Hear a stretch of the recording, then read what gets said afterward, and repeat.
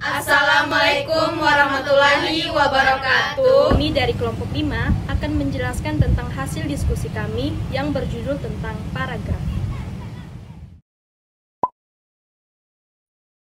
Pengertian paragraf.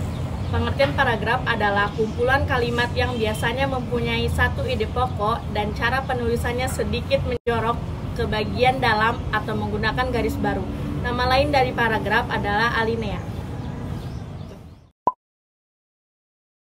Fungsi paragraf yang pertama adalah paragraf dalam sebuah kalimat dapat menjadi paragraf sebuah ide-ide.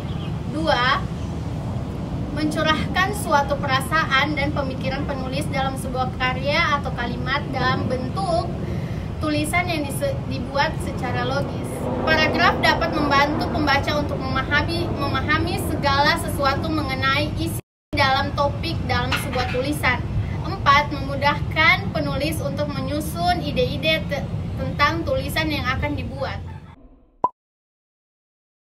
Jenis paragraf berdasarkan letak gagasan utama. Yang pertama, paragraf deduktif.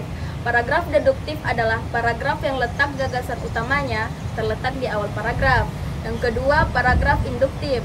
Paragraf induktif adalah paragraf yang letak utamanya berada di akhir paragraf. Yang ketiga, paragraf ineratif. Paragraf ineratif adalah paragraf yang letak gagasan utamanya berada di tengah paragraf. Paragraf campuran.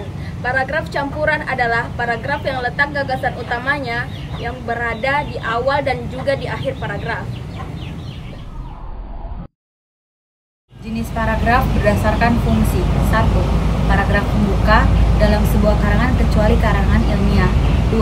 Paragraf isi. Paragraf ini berisi bagian-bagian pokok dalam suatu karangan. 3. Paragraf penutup.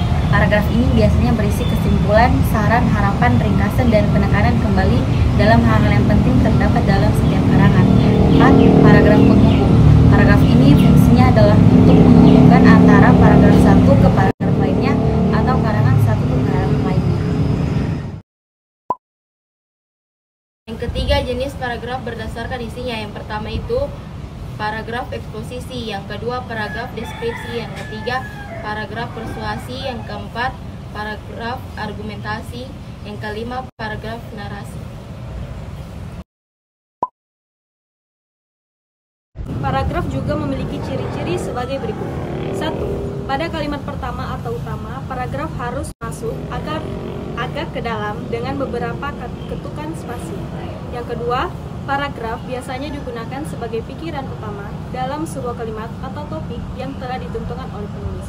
Yang ketiga, kalimat topik atau kalimat pengembang dalam paragraf memiliki fungsi dalam penulisan di mana fungsi tersebut dapat menjelaskan atau menerangkan pikiran utama dari penulis dalam menuliskan sebuah karya atau karangan dalam sebuah kalimat topik. Jadi kesimpulannya adalah paragraf adalah bagian-bagian karangan yang terdiri atas kalimat-kalimat yang berhubungan secara utuh dan padu serta merupakan satu kesatuan pikiran. Paragraf juga dapat dikatakan sebagai sebuah karangan yang paling pendek atau singkat. Dengan adanya paragraf, kita dapat membedakan di mana suatu gagasan mulai dan berakhir, meliputi kejelasan, keringkasan, ketepatan, serta kepaduan. Sekian dari hasil materi kami, kurang dan lebihnya kami mohon maaf. Wassalamualaikum warahmatullahi wabarakatuh.